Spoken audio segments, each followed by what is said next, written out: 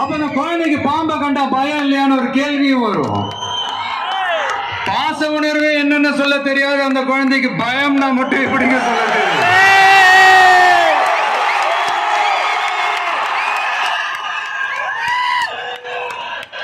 இங்க அந்த பாம்பு தான் அரசியல்.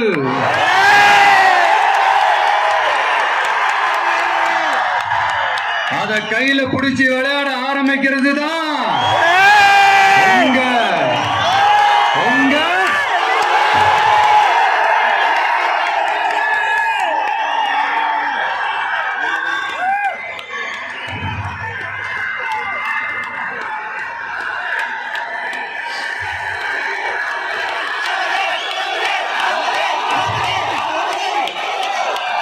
அரசியலுக்கு நாம குழந்தைதான். இது அடுத்தவங்களோட கமெண்ட். ஆனா பாம்பா இருந்தாலும் பயம் இல்லைங்கிறது தான் இங்க நம்மளோட கான்பிடன்ஸ்.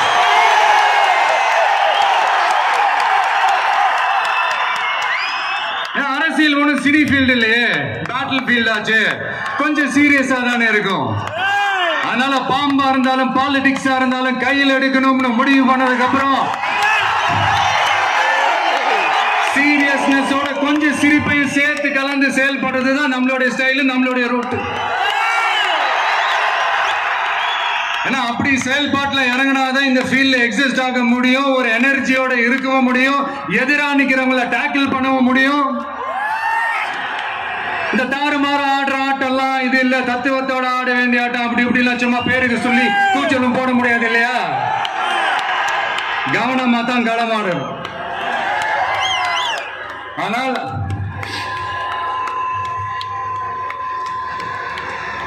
இந்த உணர்ச்சி மயமான தருணத்துல இந்த மேடை பேச்சோட இந்த ஃபார்மாட்டியை நான் மறந்துட்டேன். Sorry, very sorry. நம்ம கட்சியினுடைய முதல் மாநாட்டிற்கு என்னுடைய பொதுச் செயலாளர் மிஸ்டர் ஆனந்த் அவர்களே,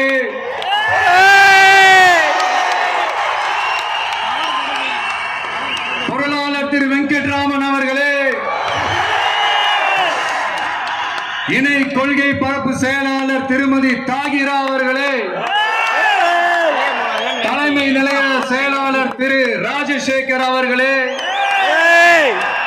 ஆமா, எதுக்கு இங்க இந்த அவர்களே அவர்களே இவர்களே எல்லாம்?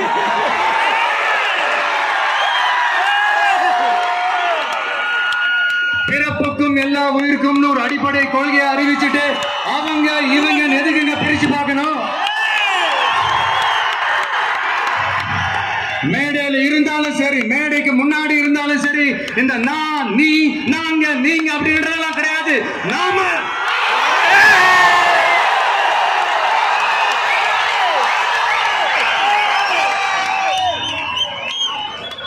இங்க யாரு மேல யாரு கீழே அப்படின்ற பாகுபாடெல்லாம் எப்போ நம்ம பார்க்க போறதே இல்லை. நம்மளை பொறுத்த வரைக்கும் நம்ம எல்லாருமே ஒண்ணுதான். நம்ம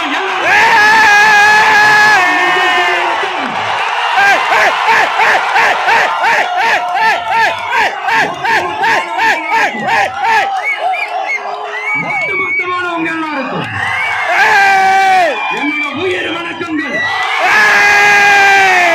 என்னோட உயிர் வணக்கங்கள், என்னோட உயிர் வணக்கங்கள்.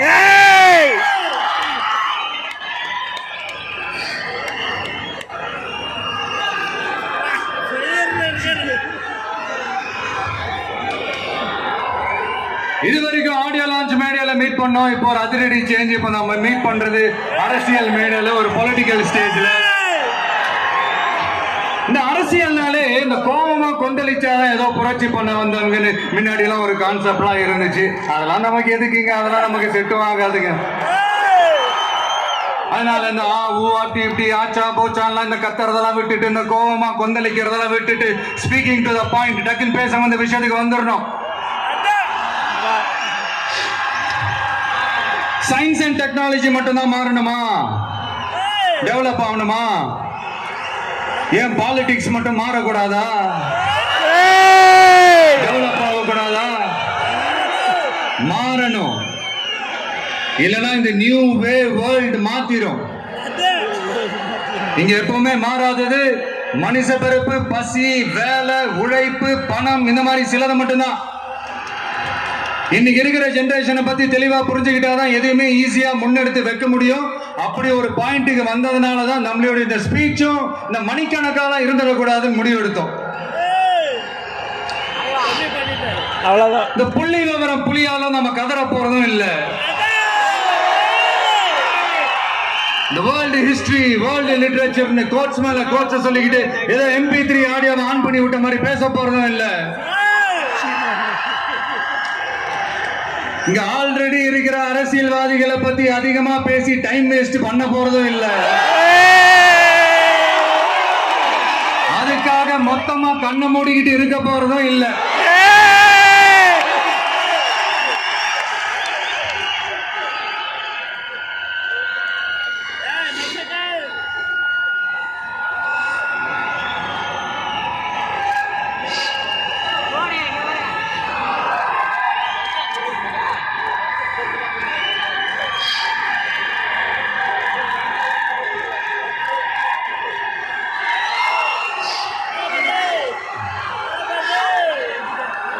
இப்ப என்ன தேவை, அது எப்படி தீர்த்து வைக்கிறது, இப்ப என்ன ப்ராப்ளம், அதுக்கு என்ன சொல்யூஷன், இப்படி யோசிச்சாலே போதுங்க. இப்படி யோசிச்சதா ஷார்ட் அண்ட் ஸ்வீட்டா நம்ம மக்கள் கிட்ட நம்ம எடுத்து சொன்னாலே போதும், அவங்களுக்கு நம்ம மேல கான்பிடன்ஸ் வரும். அது இல்லாம அரசியல நம்பிக்கை தர்றது இந்த கொள்கை கோட்பாடுகள் தானே. அது யாருக்கிட்ட இருந்து எடுக்க போறோம், எப்படி அடாப்ட் பண்ண போறோம், எந்த ரூட்ல அப்ளை பண்ண போறோம்ங்கறத மக்கள் கிட்ட நம்ம தெளிவா சொல்ல வேண்டியது நம்மளோட கடமை இல்லையா? அப்படி நம்மளுடைய கொள்கை தலைவர்கள், நம்ம ஃபாலோ பண்ண போற தலைவர்கள், நம்மளுடைய வழிகாட்டிகள் யார் யாருன்னு இப்ப நம்ம சொல்ல போறோம். அவங்க வேற யாரும் இல்ல, இந்த மண்ணுல வாழ்ந்தவங்க தான், இந்த மண்ணுக்காக வாழ்ந்தவங்க தான், இந்த மண்ணுக்கு அங்கீகாரம் வாங்கி தந்தவங்க தான், அதனாலேயே இந்த மண்ணோட அடையாளமாவும் மாறி போனவங்க தான். எஸ், பகுத்தறிவு புரட்சியாளர் தந்தை பெரியார்.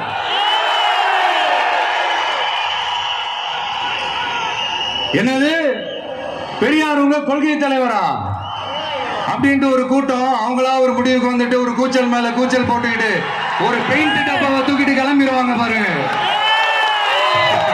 இந்த பெயிண்ட் டப்பா பிசினஸ்க்கு நான் அப்புறம் வரேன். ஆமா, பெரியார் எங்க கொள்கை தலைவர். எப்படி, ஏன்? பெரியார் சொன்ன கடவுள் மறுப்பு கொள்கையை மட்டும் நாங்க கையில் எடுக்க போறதே இல்லை. எங்களுக்கு அதில் உடன்பாடும் இல்லை. யாரோட கடவுள் நம்பிக்கைக்கும் நாங்க எதிரானவங்க இல்ல.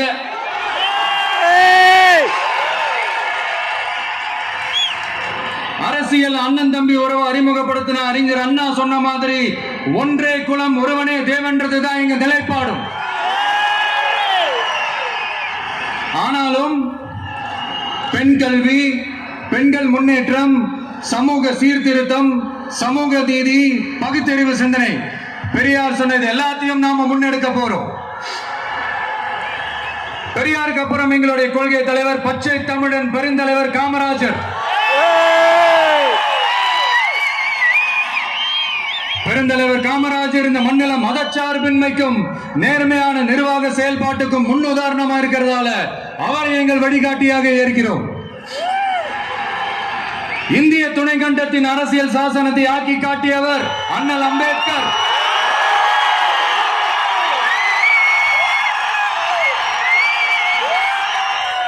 இந்தியாவில் இந்த பேரை கேட்டாலே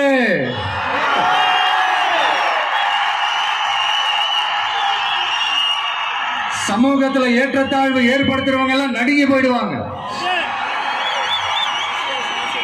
வகுப்புவாரி பிரதிநிதித்துவத்தையும் சாதிய ஒடுக்குமுறையும் நிலைநிறுத்த போராடின மாபெரும் தலைவர், அவரையும் எங்கள் வழிகாட்டி என்று சொல்வதில் பெருமை கொள்கிறோம். பெண்களை கொள்கை தலைவர்களாக ஏற்று களத்தில் வரும் முதல் அரசியல் கட்சி நம்ம தமிழக வெற்றி கழகம் தான். அப்படி நாம வழிகாட்டி தலைவர்களாக ஏற்ற 2 பெண்கள் ஒருத்தர், ஆக பெரும் வீராங்கனை, இந்த மண்ணை கட்டியாண்ட பேரரசி வேலு நாச்சியார்.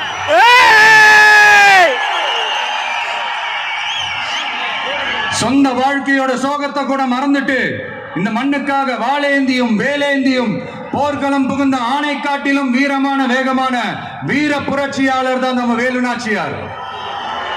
இன்னொருத்தர் முன்னேற துடிக்கிற சமூகத்துல பிறந்து இந்த மண் பின்தங்கிட கூடாது என்பதற்காக அதோட முன்னேற்றத்திற்காக பாடுபட்ட அஞ்சலை அம்மாள்.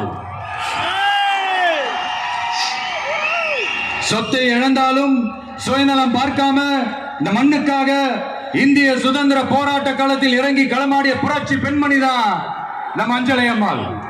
சோ இவங்க தான் நம்ம கொள்கை தலைவர்கள். இவங்களை நாம உறுதியாக பின்பற்றுவதே நமது மதச்சார்பின்மைக்கும் சமுதாய நல்லிணத்திற்குமான மிகப்பெரிய சான்றாக இருக்கும். சோ மை டியர் ஃப்ரெண்ட்ஸ், உங்ககிட்ட ஒரு தனிப்பட்ட வேண்டுகோள். இந்த மத்தவங்க பின்னாடி மத்தவங்க கூட நிக்கிறவங்கள பார்த்து சொல்ற மாதிரி நம்மள பார்த்து யாரு விசில் அடிச்சாங்க குஞ்சுன்னு சொல்லிடக்கூடாது. நம்மளுடைய கொள்கை கோட்பாடுகளையும் வழிகாட்டி தலைவர்களையும் மனசுல நிறுத்தி நாம செயல்படுறத பார்த்து இவங்க வேகமானவங்க ஆனா விவேகமானவங்கன்னு சொல்லணும். எல்லாரும் அப்படி சொல்ல வைக்கிற மாதிரி நாம செயல்படணும். எஸ், சொல்லல முக்கியம், செயல் செயல் செயல் தான் முக்கியம்.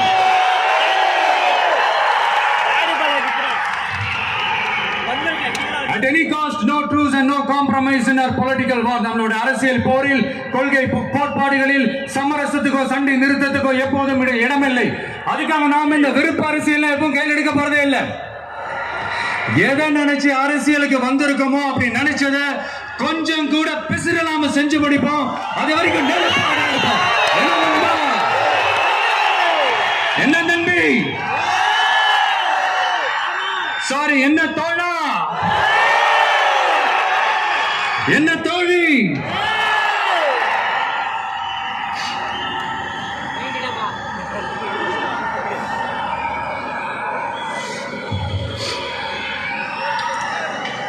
இந்த அரசியல்லாம் நமக்கு எதுக்குங்க? நாம பாட்டுக்கு நடிச்சோமா, 4 காசு பார்த்தோமான்னு இருக்கலாம் தான் ஆரம்பத்துல நானும் நினைச்சேன்.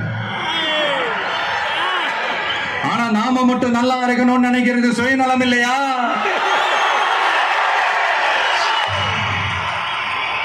நம்மள வாழ வச்ச இந்த மக்களுக்காக நாம் எதுவும் செய்யாம இருக்கிறது நல்ல விசுவாசமா இருக்குமா? ஒரு லெவலுக்கு மேல காசு சேர்த்து என்ன செய்ய போறோம்? நமக்கு இந்த வாழ்க்கையை கொடுத்த நம்ம மக்களுக்கு நம்ம என்னதான் செய்ய போறோம்?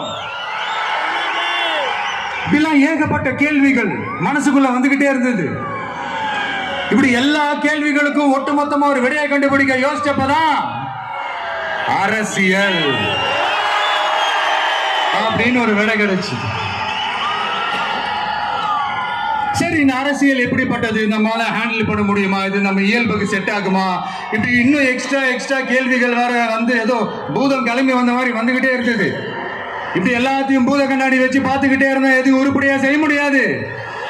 சில விஷயங்கள்ல பின் விளைவுகளை பத்தி யோசிக்காம இறங்கி அடிச்சாதான் நம்மள நம்புறவங்களுக்கு நல்லது செய்ய முடியும்னு இங்க தோணுச்சு. அதான் இறங்கியாச்சு. இனி ஏதோ பத்தி யோசிக்க கூடாது. ஆனா எடுத்து வைக்கிற ஒவ்வொரு அடியிலையும் யோசனையும் நிதானமும் இருக்கணும்னு தான் முடிவு பண்ணி தான் வந்திருக்கிறோம். நாம யாரு, நாம எவ்வளவு ஸ்ட்ராங் அப்படிங்கறதெல்லாம் சும்மா வாயில சொல்லக்கூடாது, செயல்ல காட்டணும். அதை நிரூபிக்க அரசியல்ல நம்ம என்ன ஸ்டாண்ட் எடுக்க போறோங்கிறது தான் ரொம்ப இம்பார்ட்டன்ட். ஏன்னா அதுதான் நம்மளுடைய எதிரிகள் யாருன்னு சொல்லணும். அப்படி ஒரு கரெக்டான ஒரு ஸ்டாண்ட் எடுத்துட்டாலே நம்மளுடைய எதிரிகள் யாருன்னு நாம சொல்ல தேவையில்லை, அவங்களே நம்ம முன்னாடி வந்து நின்று நம்மளை எதிர்க்க ஆரம்பிப்பாங்க.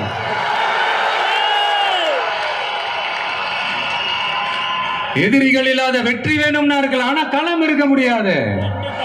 அந்த களத்துல நம்ம வெற்றியை தீர்மானிக்கிறது நம்மளுடைய எதிரிகள் தானே. நாம கட்சி அனௌன்ஸ் பண்ணப்பவே, அதாவது பிறப்புக்கும் எல்லா உயிருக்கும் திருக்குறளோட உயிர் நாதத்தை நம்மளுடைய அடிப்படை கோட்பாடா கொள்கையை அறிவிச்சப்பவே நம்மளுடைய உண்மையான எதிரி யாருன்னு டிக்ளேர் பண்ணிட்டோம். பிறப்பை வச்சு ஏற்றத்தாழ்வு இல்லவே இல்லை, அது கூடவே கூடாதுன்னு ஒரு சமதர்ம சமத்துவ கொள்கையை கையில எடுத்தப்பவே இங்க கொஞ்சம் கதறல் சத்தம் கேட்க ஆரம்பிச்சது.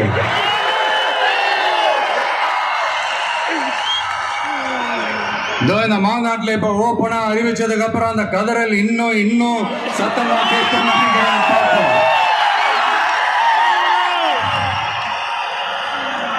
நம்மளோட இந்த இயல்பான அடிப்படையான கோட்பாட்டுக்கு எதிராக இருக்கிற மாதிரி மக்களை மதம், சாதி, இனம், மொழி, பாலினம், ஏழை பணக்காரன்னு சூழ்ச்சி செய்து பிரித்து ஆளும் பிளவுவாத அரசியல் சித்தாந்தம் மட்டும்தான் நமக்கு எதிரியா? அப்படின்னா நமக்கு ஒரே ஒரு எதிரி தானா? இல்லையே. நமக்கு இன்னொரு கோட்பாடு இருக்கு. ஊழல் மலிந்த அரசியல் கலாச்சாரத்தை எதிர்க்கிறது தானே இது.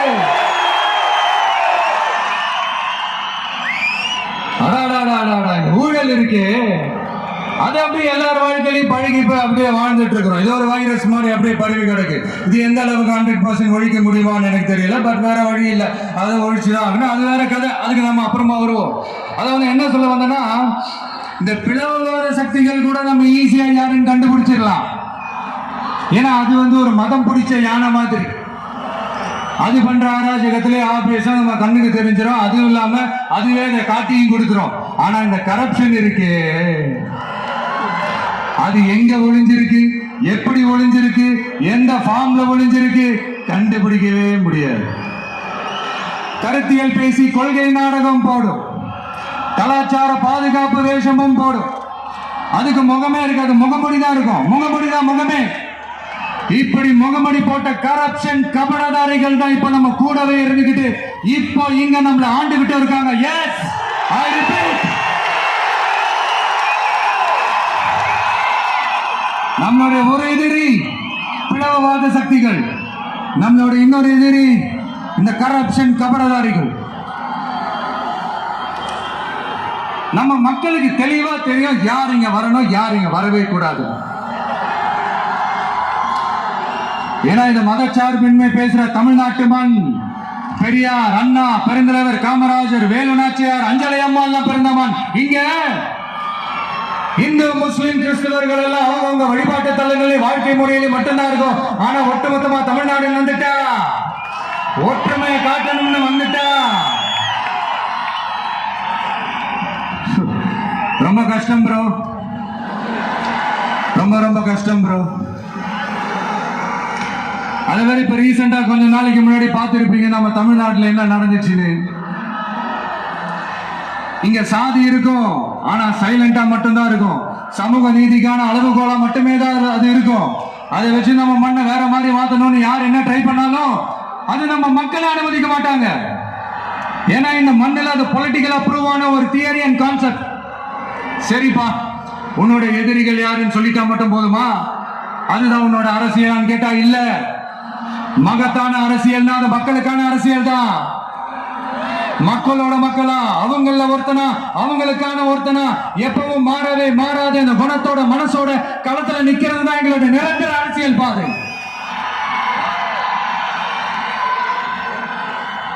எக்ஸாம் எழுதின உடனே ரிசல்ட் வர்ற மாதிரி நல்ல ரிசல்ட் கொடுக்கிற திட்டங்களை தீட்டணும், அது முறையை அமல்படுத்தணும், அது போய் மக்கள் கிட்ட போய் சேரணும். போய் சேர்ந்துச்சான்னு பார்த்துக்கிட்டே இருக்கணும். சோறு சாப்பிட்டாங்க பசியாரும், சோறுன்ற வார்த்தையை சொல்றதால பசியாராது. மக்களுக்காக நம்ம கொண்டு வர பிளான்ஸ் எல்லாம் பிராக்டிகலா ஒர்க் அவுட் ஆகிற பிளான்ஸா இருக்கணும். சும்மா இந்த உதார விடுற பிளான்ஸ் எல்லாம் இருக்கவே கூடாது. இந்த மீன் பிடிச்சு கொடுக்க கூடாது, அது தப்பு. மீன் பிடிக்க கத்து கொடுக்கணும், அதுதான் சரி. அப்படி இப்படின்ட்டு சில பேர் சொல்லிக்கிட்டு சுத்துவாங்க. ஆனா நாங்களாம் அப்படி இல்லை, எங்க கான்செப்டே வேற, பக்கா பிராக்டிகல் தாங்க. முடிஞ்சவங்க மீன் பிடிக்க கத்துக்கிட்டு வாழட்டும், முடியாதவங்களுக்கு நாம மீன் பிடிச்சு கொடுத்து அவங்கள வாழ வைப்போம்.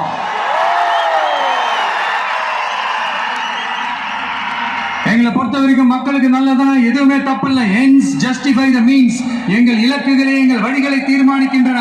பில்டிங் ஸ்ட்ராங், பேஸ்மெண்ட் ஸ்ட்ராங் என்ற பொலிட்டிக்கல் கிளாரிட்டி தான், அரசியல் தெளிவு தான் எங்களுடைய நிர்வாக செயல்முறையா இருக்கும். எங்களோட இந்த அரசியல் கொள்கை நிலைப்பாடு எல்லாமே யதார்த்தமானதா இருக்கணும். இந்த ஆல்டர்னேட் பாலிடிக்ஸ், ஆல்டர்னேட் ஃபோர்ஸ், மாற்று அரசியல், மாற்று சக்தி, இந்த மாதிரி ஏமாத்துற வேலையெல்லாம் நாம இப்ப செய்ய போறதே இல்லை. இங்க ஏற்கனவே இருக்கிற அரசியல் கட்சிகள்ல 10ஓட 11 இன்னும் ஒரு மாற்று சக்தின்னு சொல்லிக்கிட்டு இந்த எக்ஸ்ட்ரா லக்கேஜாலாம் நான் இங்க வரல ப்ரோ. நம்ம நாட்டுக்கு கேடி செய்யற இன்னும் எக்ஸ்ட்ரா வேலையெல்லாம் ஈஸியா செஞ்சுக்கிட்டு மக்கள் மத்தியில தங்களை மாபெரும் சக்திகளா நினைச்சுக்கிட்டு இருக்கிற மிகப்பெரிய ஏமாற்று சக்திகளோட பிடியில் இருந்து தமிழ்நாட்டை முழுமையா மாத்திர ஒரு முதன்மை சக்தியா இருந்து உங்களுடைய மகனா, அண்ணனா, தம்பியா, தோழனா, உங்கள ஒருத்தனா இருந்து உழைக்கணும். இதனோட டார்கெட்டும்.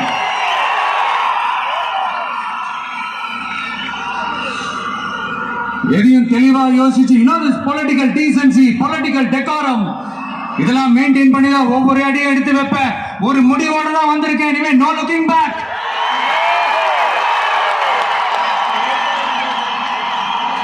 இந்த முடிவு நான் மட்டும் எடுத்த தனிப்பட்ட முடிவு இல்லைங்க, நான் எடுத்த முடிவு. எதுக்கும் தயாராக தைரியமா நம்ம கூட நிக்கிற இந்த மாபெரும் சக்தியோட சேர்ந்து எடுத்த முடிவு. அதனால இப்பவும் சொல்றோம், இந்த கூட்டம் குடும்பமா சேர்ந்தோ, கூட்டணி சேர்ந்தோ, ஏதோ ஏமாத்த வந்த கூட்டம்லாம் இல்ல, கொள்ளையடிக்க வந்த கூட்டம்லாம் இல்ல. இந்த பவரை கையில வச்சுக்கிட்டு தனக்கு அடிப்படையாதவங்களை இந்த பகையை தீர்க்க வந்த கூட்டம்லாம் இல்ல. பக்கா பிளானோட, பப்ளிக் இன்ட்ரெஸ்டோட, பவர் பக்கத்தில் இருக்கிற கூட்டம்.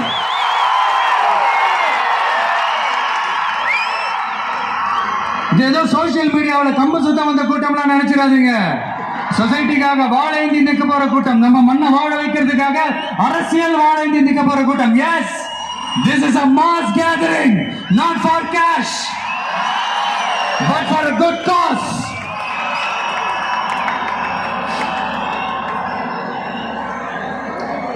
அதனால இந்த மீடியா ட்ரோலு, இந்த சோசியல் மீடியா ட்ரோலு, ஆபாசம், அல்லு சில்லு இதெல்லாம் வச்சு இந்த அவதூறு பரப்புறது என்ன, இந்த பயாஸ்கோப்லாம் காட்டுறது, அப்புறம் என்ன இந்த ஏ டீம், பி டீம் இப்படிலாம் போய் பிரச்சாரம் பண்ணி இந்த படையை வீழ்த்திடலாம்னு மட்டும் கனவுல கூட நினைச்சு பாத்துறாதீங்க. இங்க நீங்க பாக்குற இவங்க மட்டும்தான் நம்மளுடைய சொந்த பந்தம்னு நினைச்சிடாதீங்க. இங்க நீங்க பாக்குற இவங்க மட்டும்தான் நம்மளுடைய தோழர்கள் ஒரு முடிவுக்கு வந்துடாதீங்க.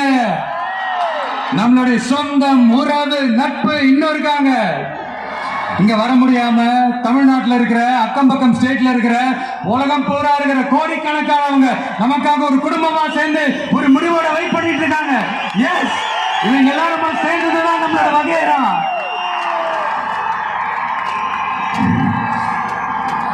இங்க யாராச்சும் வந்துட மாட்டாங்களா, ஏதாச்சும் நல்லது செஞ்சிட மாட்டாங்களா அப்படின்னு ஒவ்வொரு நாளும் நம்மளுடைய தமிழ்நாட்டை பத்தி, அதோட வளர்ச்சியை பத்தி ஒரு ஏக்கத்தோட இருக்கிற நம்மள, நம்ம மக்களை, இந்த ஏமாத்துற இந்த கரப்ஷன் கபடதாரிகளை ஜனநாயக போர்க்களத்தில் நாம சந்திக்கிற நாள் வெகு தூரத்தில் இல்லைங்க. இப்போ இப்படின்றதுக்குள்ள வந்துடும். 2026 எலெக்ஷன் கமிஷன் அப்படி ஒரு போராட்டான ஒரு நாளை கொடுக்கல. அன்னைக்கு, அந்த நாள்ல, அந்த தேதியில ஒட்டுமொத்த மக்களும் தங்களோட ஒத்த விரல்ல தமிழ்நாட்டில் இருக்கிற 234 தொகுதியிலையும் TVK சின்னத்துக்காக அவங்க அழுத்த போற ஒவ்வொரு பட்டியல் இருந்து விடுற ஒவ்வொரு ஓட்டும் அணுகுண்டா மாறும். பாருங்க,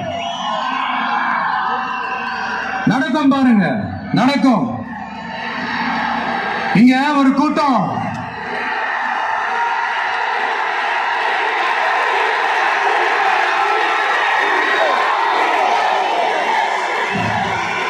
இங்க ஒரு கூட்டம் கொஞ்ச காலமா ஒரே பாட்டை பாடிக்கிட்டு, அதாவது யார் அரசியலுக்கு வந்தாலும் ஒரு குறிப்பிட்ட கலர் அவங்க மேல பூசிட்டு,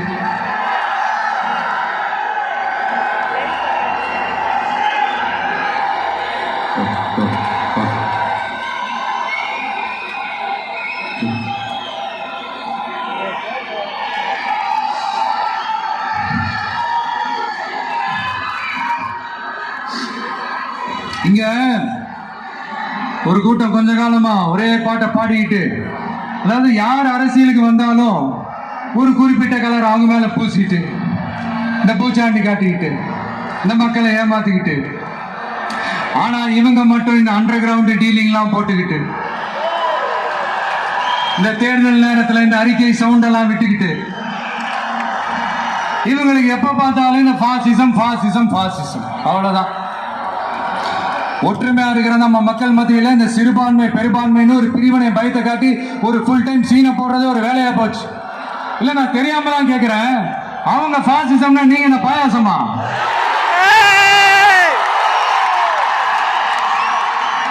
நீங்களும் அவங்களுக்கு கொஞ்சம் கூட சலிக்காதவங்க தானே. மக்கள் விரோத ஆட்சியை திராவிட மாடல் ஆட்சின்னு சொல்லி மக்களை ஏமாத்துறீங்க.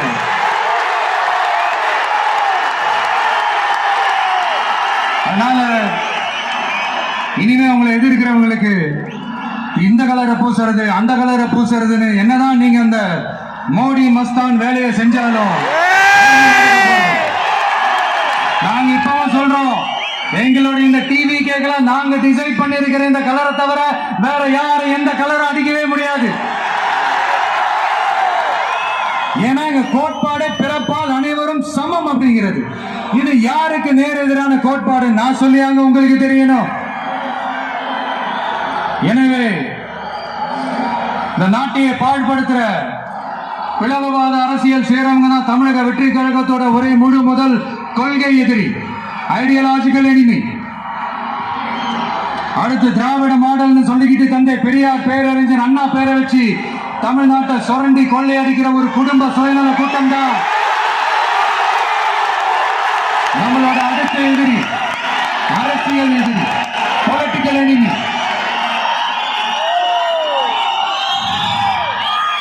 கொள்கை கோட்பாட்டு அளவுல திராவிடத்தையும் தமிழ் தேசியத்தையும் நாம பிரிச்சு பார்க்க போறதே இல்லை. திராவிடமும் தமிழ் தேசியமும் இந்த மண்ணோட இரண்டு கண்கள் என்பதுதான் நம்மளுடைய தாழ்மையான கருத்து.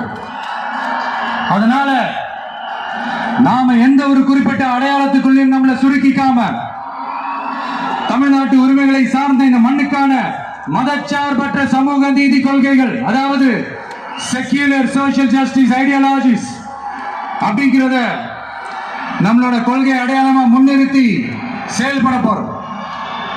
ஜனநாயகம், சமூக நீதி, சகோதரத்துவம், சமத்துவம், சமூக சமய நல்லிணக்கம், பெண் கல்வி, பெண்கள் முன்னேற்றம், பகுத்தறிவு சிந்தனை மனப்பான்மை, மாநில தன்னாட்சி, இருமொழி ஆட்சி கொள்கை, இயற்கை வள பாதுகாப்பு, காலநிலை மாற்றத்திற்கேற்ற வளர்ச்சி, உற்பத்தி திறன், உடல் நலனை கெடுக்கும் எவ்வகை போதையும் இல்லா தமிழகம் என்கிற கொள்கைகள் அடிப்படையில் பிறப்புக்கும் எல்லா உயிர்க்கும் என்கிற புரட்சிகர தத்துவத்தின் அடிப்படையில் சமதர்ம சமூகத்தை உருவாக்குறது தான் நம்ம மெயின் டார்கெட்டும். கால மாற்றத்திற்கு ஏற்ப கொள்கை கோட்பாட்டில் மாற்றமும் மாறுதலும் வந்துதான் தீரும், அதை தவிர்க்கவே முடியாது. எங்களோட இந்த அரசியல் பயணத்துல முக்கிய பங்கு வகிக்க போறது பெண்கள், என்னுடைய அம்மாக்கள், என்னுடைய அக்கா தங்கைகள், என்னுடைய நண்பிகள்.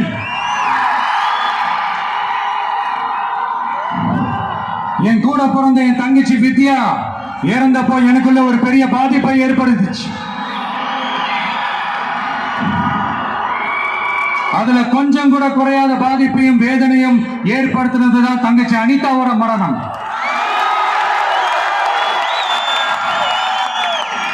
அதுலயும் தகுதி இருந்தும் தடையா இருக்கே இந்த நீட்டு.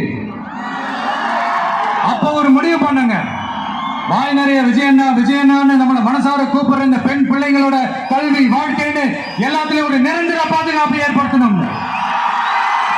இனிமே கவலைப்படாதீங்க, உங்க மகன், உங்க அண்ணன், உங்க தம்பி, உங்க தோழன், உங்க விஜய் களத்துக்கு வந்துட்டான். ஒவ்வொரு வீட்டில் இருக்கிற ஒரு மகனா, அண்ணனா, தம்பியா, தோழனா, உங்கள ஒருத்தனா, உறவா, நட்பா, என்னை பார்க்கிற குட்டீஸ்ல இருந்து பாட்டிஸ் வரைக்கும் எல்லாருக்குமான ஆளாதான் இருப்பேன். எப்பவுமே அப்படிதான் இருப்பேன். சரிப்பா, உன்னோட அரசியல் குறிக்கோள் தான் என்ன அப்படி கேட்டா அதுக்கு ஒரே ஒரு பதில் தான், எல்லாருக்கும் எல்லாமும் கிடைக்கணும். வாழ்றதுக்கு வீடு, வயிற்றுக்கு சோறு, வருமானத்துக்கு வேலை, இதுதான் எங்களுடைய அடிப்படை அஜெண்டா. இந்த மூணுத்துக்கு உத்தரவாதம் கொடுக்க முடியாத கவர்மெண்ட் இருந்தா என்ன போனா என்ன?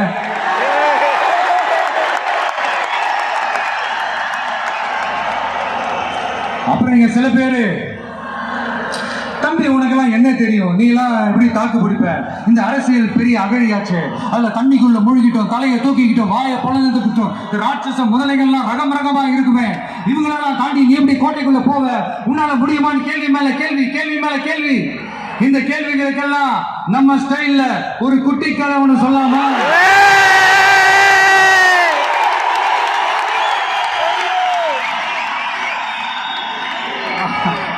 ஆனா இது ஆடியோ லான்ச் ஃபங்க்ஷன்ல சொல்ற மாதிரி இந்த மோட்டிவேஷனல் கதைலாம் கிடையாது. நம்மளுடைய ஸ்டாண்ட் என்ன, நம்ம எடுக்க போற டிசிஷன் என்னன்னு டெலிபரேட்டா சொல்ல போற கதை. சரிங்களா? ஒரு நாட்டுல ஒரு பெரிய போர் வந்துச்சான். அப்ப அந்த நாட்டுல இந்த பவர்ஃபுல்லான தலைமை இல்லாம போனதுனால ஒரு பச்சை புள்ள கையில தான் அந்த பொறுப்பு இருந்துச்சான்.